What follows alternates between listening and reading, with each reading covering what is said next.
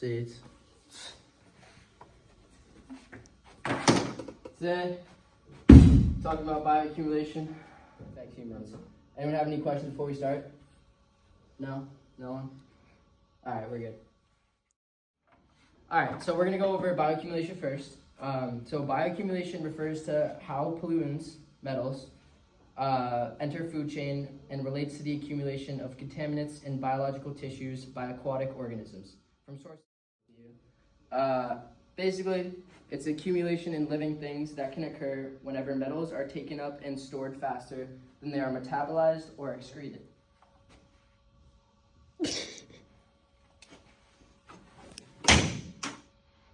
So basically, this fish travels through this lead, this little patch of lead, every single day for, let's say, 5 days, right? So in 5 days, or in 1 day, it'll accumulate, we'll say, 0.1 parts per million of lead. After 5 days, that turns into 0.5, and so on. And unfortunately, this fish cannot decompose the lead. The lead will just stay in its system. So that is the process of bioaccumulation. All right, any questions about bioaccumulation? No? Now we're going to move on to biomagnification. Biomagnification refers to the tendency of pollutants to concentrate as they move from one trophic level to the next. The process occurs when a chemical or metal becomes increasingly concentrated as it moves up through a food chain. So this fish has 0.5 parts per million. Even bigger fish, we'll say, there we go. Is this Gary? What's a Gary? I don't know what Gary That's a Gary. Alright, bigger fish comes, eats 5 of these guys. So now this fish, unfortunately, has 2.5 parts per million. Again, just easy numbers. Then, another fish comes in. Whoa. Excuse me, sir, can we name this one Pac-Man? That's a tap sheet. Comes in, eats 10 of those, we'll say. So now this has 25. And as you see, right, humans don't necessarily eat the smaller fish, eat the middle fish, but we like our tuna, we like our, shark fin soup, whatever you like to call it.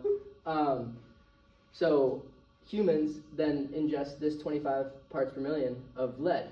So why do we care about that? Why does human consumption of fish even matter?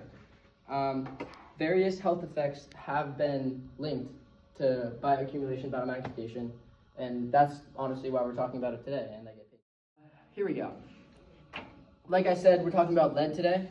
It has been linked to human activities for ages and is harmful to health. How, you might ask? Toxic metals such as lead have a long life in the bone matrix in the brain, causing neurological problems and bone loss, believe it or not. And this is especially prominent for children when they're in the developmental stages. Obviously you don't want lead. Everybody knows about lead. No lead paint, no longer lead in pencils, stuff like that. Causes toxicity resulting in Alzheimer's, multiple sclerosis, Parkinson's disease, muscular dystrophy. HM poisoning can either cause chronic effects like neurological disorders, physical abnormalities, muscular effects, genetic and hereditary problems, or acute effects like vomiting, dehydration, drowsiness, nausea, renal failure, and abdominal pain. It's fun, right? No, asking, what we can do about it, oh my god, lead, it's so bad. Don't worry, there's many possible solutions to combat bioaccumulation. One might think to just not eat seafood, which in turn could work in developed countries that do not entirely rely on the ocean, but that is not the case everywhere. Over 3 billion people in the world heavily rely on seafood, either caught or farmed, as a source of animal protein, all of whom are facing risks of lead in their seafood. The answer to this question is to simply stop contaminating our oceans with heavy metals such as lead.